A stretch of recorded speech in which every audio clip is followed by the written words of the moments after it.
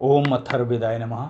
दशम कांड सूक्त 9 शतौदनागौ सूक्त। इस सूक्त के देवता शतौदना हैं, जिसका अर्थ होता है सैकड़ों प्रकार का परिपक्व आहार देने वाली। उन्हें पेय, घृत, मधु आदि का दात्री भी कहा गया है।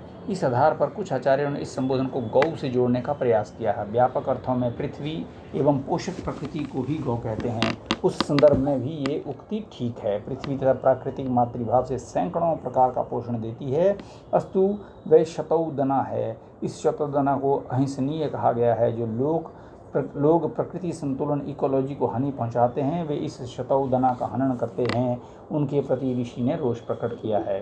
पापियों का मुख बंद करो, उन शत्रुओं पर वज्र प्रहार करो। इंद्रदेव द्वारा पहले दी गई ये शतौदना शत्रुओं का विनाश करने वाली तथा यजमानों का मार्गदर्शन करने वाली है। हे शतौदने, आपका चर्म वेदिका बने और रोम कुशा रूप हो। इस डोरी द्वारा आपको बांधा गया है। ये गराबा रस निष्पादक यंत्र आपके ऊपर हर्ष से नृत्य करे। हे अहिंसनीय, आपके बाल प्रोक्षणी बने और जिह्वा शोधन करे। हे शतौदने, आप पूज्य और पवित्र बनकर द्युलोक में गमन करें। जो मनुष्य शतौदना का परिपाक करते हैं, वे कामना पूर्ति में समर्थ होते हैं और इससे हर्षित होकर ऋत्विकगण यथा योग्य मार्ग से वापस जाते हैं। व्याख्या। शतौदना तथा प्रकृति का परिपाक विभिन्न प्रक्रियाओं से होता है। मनुष्य में यज्ञीय तथा प्रकृति संवर्धक क्रियाओं द्वारा सहायक बनते हैं। परिपाक में भाग लेने वाले लाभान्वित होते हैं। जो शतौदना का अपूप मालपुओं के रूप में प्रदान करते हैं, वे अंतरिक्ष स्थित स्वर्गलोक को प्राप्त करते हैं। व्याख्या। मालपुए का मैदान जब गर्म घी में छोड़ा जाता है, मालपुए का मैदा जब गर्म घी में छोड़ा है तो फैलकर बड़ा आकार बना लेता है। उसमें छिद्र हो जाते हैं तब घी उसमें अधिकतम भाग के साथ सीधे संपर्क में आकर उसे पकाता है। यज्ञ द्वारा छोड़े गए वायु भूत पोषक पदार्थ इसी प्रकार प्रकृति में फैल जाते हैं। दिव्य आकाशीय प्रकाश प्रवाह उनके अधिकतम भाग के सीधे संपर्क में आकर उन्हें पोषण क्षमता संपन्न बनाते हैं। इसी प्रक्रिया की ओर ऋषि का संकेत प्रतीत होता है। जो शतौदना गौ को हिरण्य ज्योति युक्त करके यज्ञीय ऊर्जा या अंतरिक्षीय प्रकाशमान प्रवाहों से संयुक्त करके दान करते हैं, वे उन लोगों को प्राप्त करते हैं जो दिव्य तथा पार्थिव हैं। जो आपकी शांति के लिए तथा आपको परिपक्व करने वाले लोग हैं, वे सब आपकी सुरक्षा करेंगे। हे देवी, आप उनसे भयभीत न हों। दक्षिण की ओर से वसुदेव आपकी सुरक्षा करेंगे, उत्तर की ओर से मरुदगण और पीछे की ओर से आदित्यगण आपकी सुरक्षा करेंगे। इसलिए आप अग्निष्टोम यज्ञ के पार गमन करें। देव, पितर, मनुष्य, गंधर्व तथा अप्सराएं ये सब आपकी सुरक्षा करेंगे। आप अति रात्र यज्ञ के पार गमन करें। जो शतौदना का दान करते हैं, वे अंतरिक्ष, द्युलोक, पृथ्वी, सूर्य, मरु तथा दिशाओं आदि के संपूर्ण लोकों को प्राप्त करते हैं।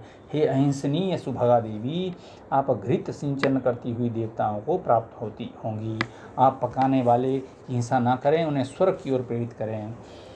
व्याख्या। शतौदना प्रकृति कभी कभी क्रुद्ध हो उठती है तो मनुष्यों का अनिष्ट होने लगता है। उससे प्रार्थना है कि हम आपके विकास परिपाक में सहयोगी हैं। हे माते, हमें मारो मत, श्रेष्ठ दिशा में प्रेरित करो। जो देव स्वर्ग, अंतरिक्ष तथा धरती पर निवास करते हैं, उनके लिए सदैव दुग्ध, घृत तथा मधु का दोहन करें।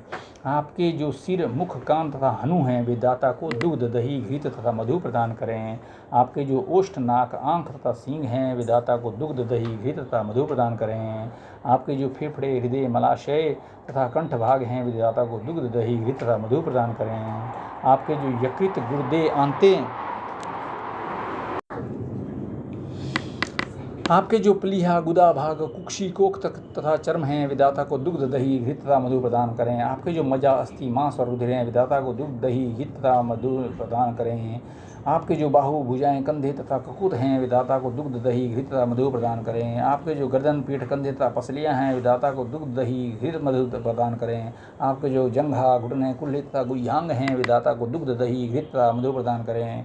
आपके जो पूंछ, बाल, दुग्धाशय तथा थन हैं, विदाता को दुग्ध, दही, घृत तथा मधु प्रदान करें। आपके जो जंघा, खटियाँ, खुर तथा कलाई के भाग हैं, विदाता को दुग्ध, दही, घृत तथा मधु प्रदान करें। हे शतौदने, हे अघन्य, आपके जो चर्म तथा रोम हैं, विदाता को दुग्ध, दही, घृत तथा मधु प्रदान करें। हे देवी, आपके पार्श्व भाग घृत द्वारा अभिसिंचित पुरोडाश हों। हे शतौदने, आप उनको पंख बनाकर पकाने वाले को स्वर्ग ले जाएं। उखली, मुसल, चर्म तथा सुर्प में जो चावल के कण रह गए हैं अथवा जिसको मातृश्वा ने शुद्ध करते हुए मंथन किया है, उसको होता अग्नि देव श्रेष्ठ हवि रूप बनाएं।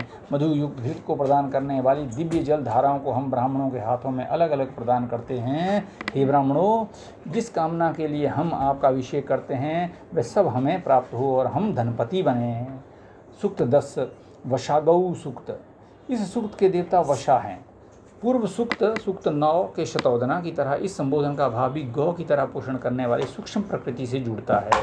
हमारे पर्यावरण की सीमा में जो प्रकृति है वहाँ तक हमारा वश चलता है, अथवा ये हमारे जीवन चक्र को वश में रखने वाली है, इसलिए इसे वशा कहा गया। मंत्र क्रमांक 2 और 3 के आधार पर ये यज्ञ से उत्पन्न पोषक शक्ति प्रवाह प्रतीत होती है, तथा मंत्र क्रमांक 6 में इसे पर्जन्य पत्नी कहा है, इससे उसकी उर्वरता होने का बोध होता है। हे अहंसनीय गौ, उत्पन्न हुई तथा उत्पन्न होने वाली आपको नमस्कार है।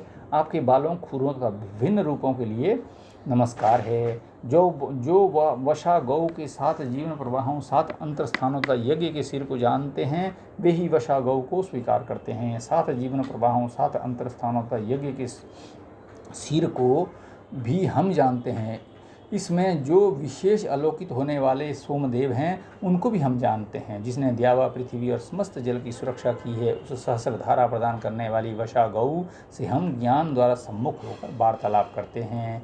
इसके पृष्ठ में दुग्ध के सैकड़ों बर्तन हैं, सैकड़ों दुग्ध दुहने वाले और सैकड़ों संरक्षक हैं। जो देवता उस गाय से जीवित रहते हैं वे एकमत ऐसे से उसके महत्व को जानते हैं। प्रकृति के पोषण देने वाले सैकड़ों स्रोत हैं, उनके दोहन के क्रम भी सैकड़ों हैं। देवगण उसी से तृप्त होते हैं। यज्ञ में विशेष स्थान प्राप्त दूध देने वाली अन्न रूप प्राण को धारण करने से धरती पर प्रसिद्ध तथा पर्जन्य की पत्नी उर्वरा वशा ब्रह्मरूप अन्न द्वारा देवताओं की प्राप्त करते हैं। हे वशा गौ, अग्निदेव और सोमदेव आप में प्रविष्ट हुए हैं। हे कल्याणकारी गौ, पर्जन्य आपका दूध स्थान है और हे वशे विद्युत आपके स्तन हैं।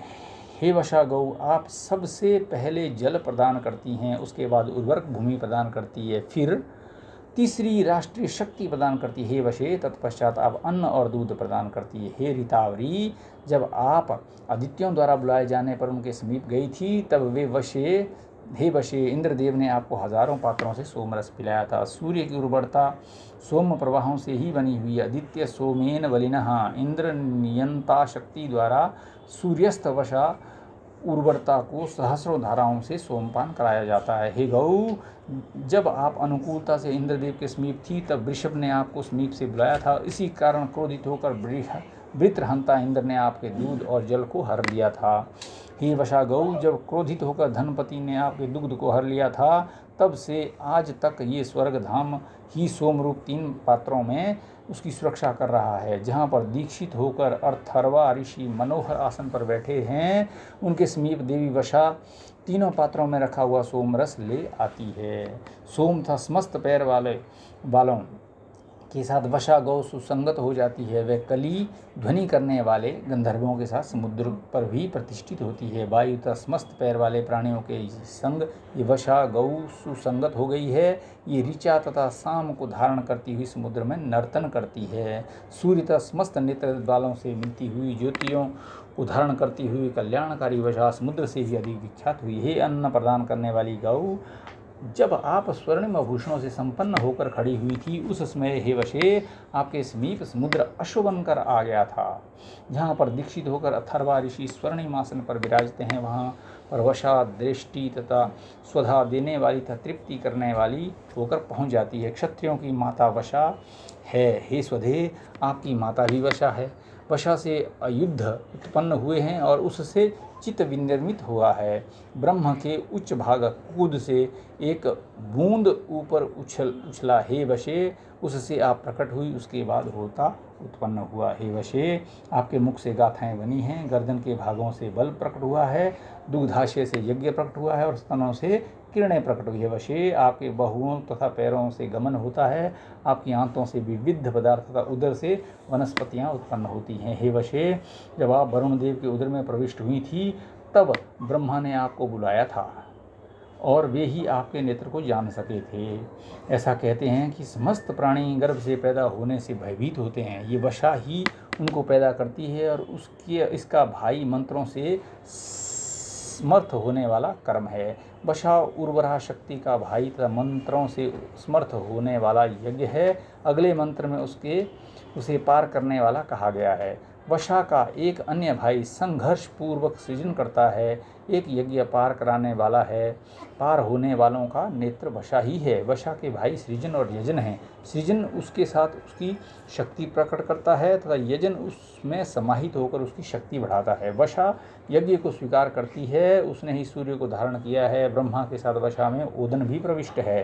देवगण वशा को अमृत कहते हैं और उसे ही मृत्यु समझकर उसकी उपासना करते हैं। देव, मानव, मनुष्य, असुर, पृथ्वी तथा ऋषि ये सब वशामय ही हैं। जो इस ज्ञान को जानते हैं वे वशा का प्रतिग्रहण करें। वशा के दाता को यज्ञ अविचलित भाव से सब फल प्रदान करता है। वरुण देव के मुंह के अंदर 3 जीभाएं चमकती हैं। उनके बीच में जो विशेष रूप से अवलोकित होती है वे वशा ही है। अतः उसे दान में स्वीकार करना दुरूह है। वशा गौ का वीर्य 4 भागों में विभक्त है। उसका चौथाई भाग जल, चौथाई अमृत, चौथाई यज्ञ तथा चौथाई पशु है। वशा ही द्यौ और धरती है। वशा ही प्रजापालक विष्णु है। जो साध्य तथा वसुदेवगण हैं वे वशा का ही दुग्धपान करते हैं। उर्वरता रूपी वशा ही सबका पालन करती है। अतः विष्णु रूपा है। ये प्रवाह द्युलोक से पृथ्वी तक संचारित है।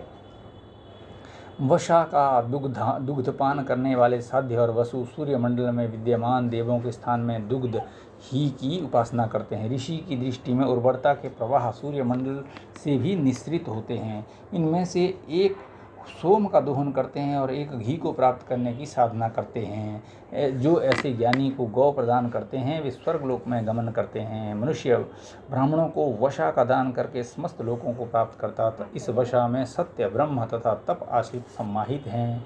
देवगण वशा पर जीवन व्यतीत करते हैं और मनुष्य भी वशा पर जीवित रहते हैं। जहाँ तक आदित्य का आलोक पहुँच सकता है वह सब वशा ही है। इति 10 कांडम समाप्तम। ओम अथर्ववेदाय नमः।